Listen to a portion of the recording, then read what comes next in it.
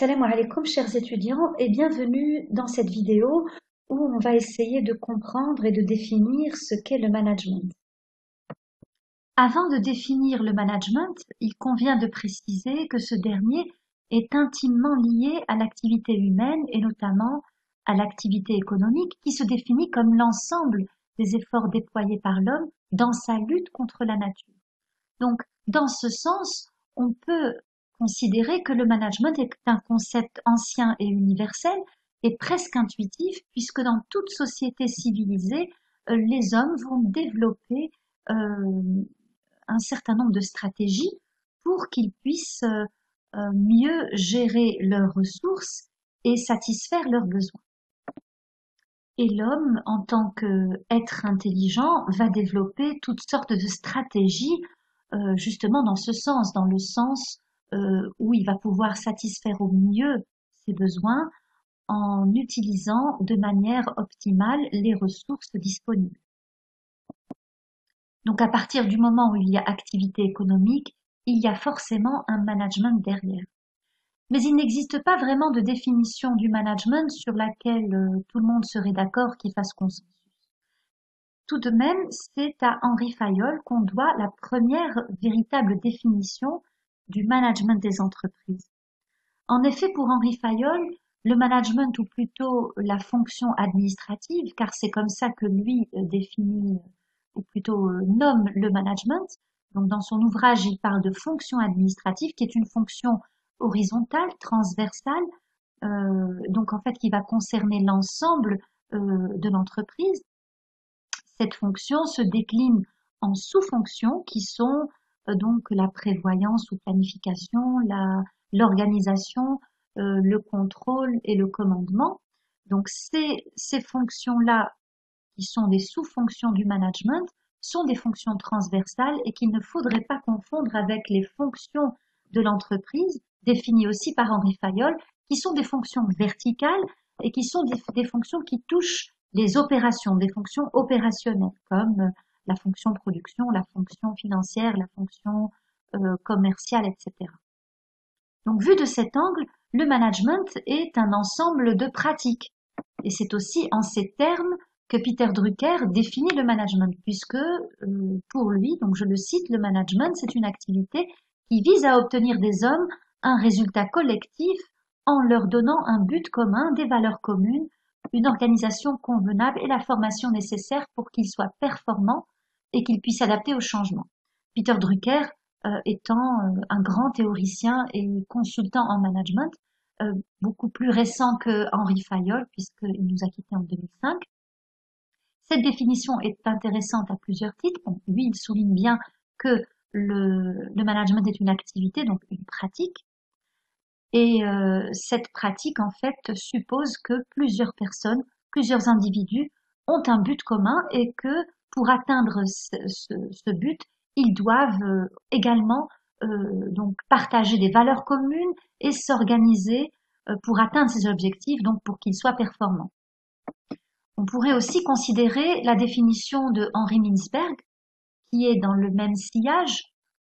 Henri Mintzberg considère le management comme un processus, donc un ensemble d'activités organisées dans le temps. Donc pour tous ces théoriciens-là, le management serait essentiellement une pratique ou un ensemble de pratiques. Pourtant, dans ses débuts, le management n'a pas toujours été considéré comme tel. Il était beaucoup plus considéré comme une science, notamment à travers les apports de Frédéric Taylor et dans son ouvrage Principes du management scientifique. Donc, dans cet ouvrage-là, on voit bien que le management est beaucoup plus considéré comme une science, c'est-à-dire un ensemble de connaissances qui vont reposer sur des méthodologies très précises. Donc il n'y a pas vraiment, c'est pas juste des pratiques, mais c'est un ensemble de connaissances qu'on va acquérir et qui est le résultat en fait, qui est le résultat de méthodes scientifiques.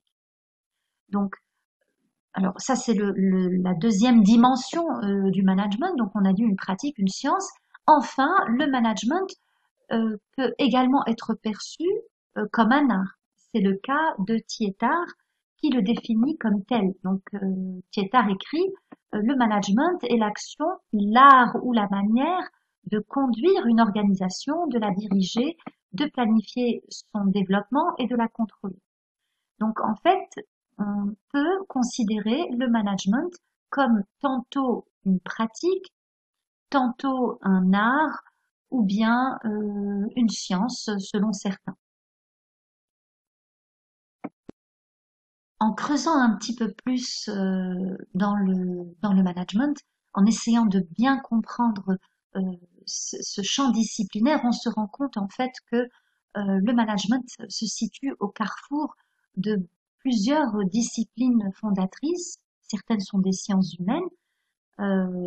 Alors, le management est un corpus de connaissances autonomes, mais qui tire ses principes dans ces sciences-là, dans ces théories-là.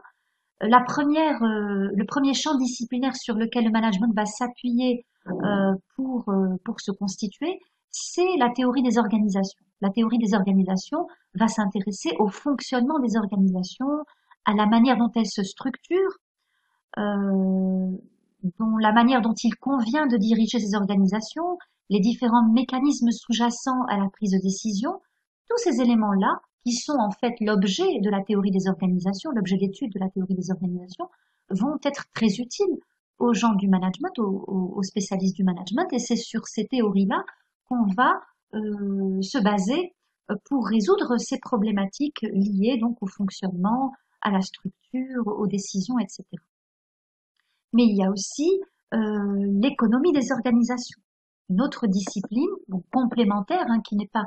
Il est très difficile en fait de trouver une frontière entre toutes ces disciplines parce qu'elles se chevauchent. Mais l'économie des organisations est une branche de l'économie, bien évidemment, et elle va considérer l'organisation comme une entité économique. Et quand cette organisation est l'entreprise, alors c'est l'entreprise en tant qu'agent économique qui est considérée.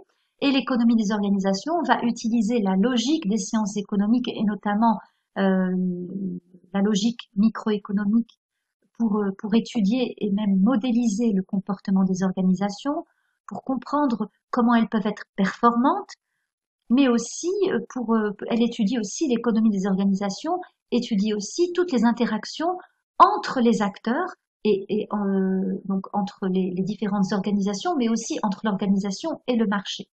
Donc ça c'est un deuxième champ disciplinaire très utile au management. Le troisième, c'est la sociologie des organisations.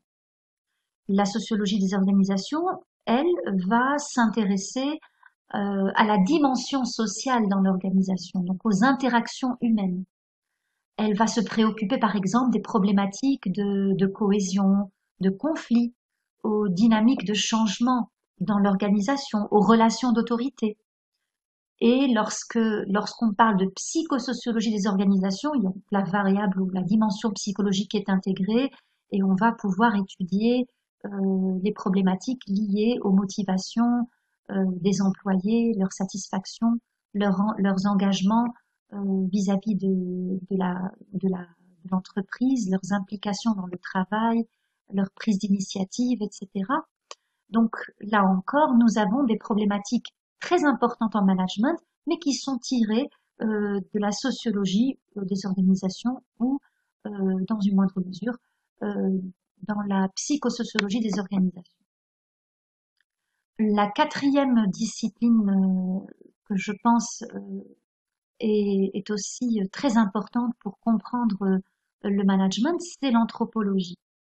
Alors l'anthropologie, c'est une branche des sciences humaines qui va tenir compte en fait de la dimension culturelle, qui étudie la culture des individus et des sociétés et des groupes. L'anthropologie étudie beaucoup plus la culture des groupes et l'anthropologie est très intéressante dans le management puisque justement elle va tenir compte de la dimension culturelle dans l'entreprise en tant que groupe, des traditions, des systèmes de valeurs et de tous les comportements individuels ou collectifs qui résultent de ces facteurs. C'est très important l'anthropologie en management. Un exemple simple, nous avons une usine Renault-Nissan à Tanger et il y en a d'autres au Japon et en France. Donc pour une même compagnie, on peut considérer que même si c'est la même entreprise et que forcément il y a un socle commun à toutes ces filiales, mais il est certain qu'on ne gère pas de la même façon une entreprise située au Maroc, une entreprise située en France et une entreprise située au Japon, quand bien même il s'agit de la même compagnie. Donc la dimension culturelle est forte et elle va se faire sentir dans l'entreprise. Et donc la raison pour laquelle il est très important de tenir compte de cette dimension-là. Bien sûr, le management va aussi puiser certaines de ces pratiques dans les sciences juridiques.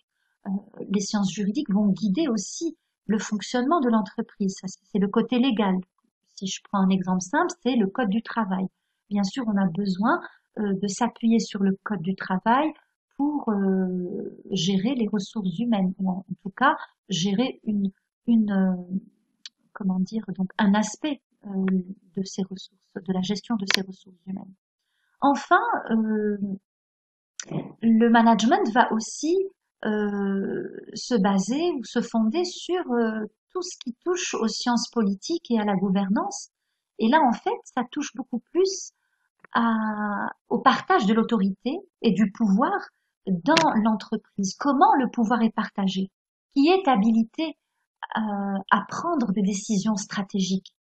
Qui va décider? euh, Qui va-t-on consulter? Qui a son mot à dire? Tout ça, ce sont des questions qui relèvent des sciences de la gouvernance et euh, un petit peu aussi des sciences politiques. À partir du moment où on parle de pouvoir, on parle forcément des sciences politiques aussi. Donc il y a aussi de la politique dans l'entreprise, il y a des logiques politiciennes, et donc ces logiques-là sont aussi à prendre en considération lorsqu'on veut comprendre le management dans une organisation. Alors pour terminer, j'aimerais juste dire que on peut finalement trouver une phrase toute simple pour définir le management et dire que finalement le management, c'est tout simplement faire les choses par les autres.